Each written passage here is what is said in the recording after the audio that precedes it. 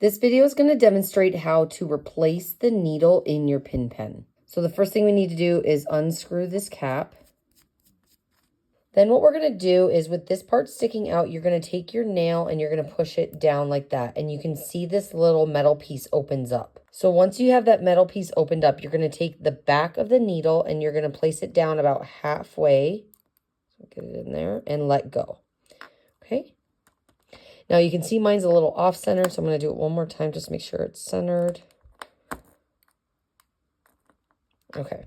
Now you do need to not just push this plastic piece down, but what we're pushing down is the metal ring so that that part opens up. Okay, so then once you get that in the middle, just let go.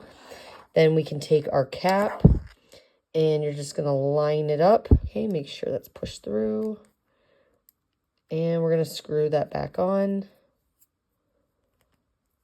Okay, and then you can test it out. So click it and push it down. And then just make sure it comes out. And you've got a replaced needle.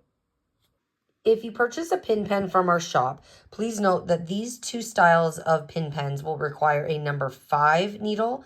And these 3 will require a number 7 needle.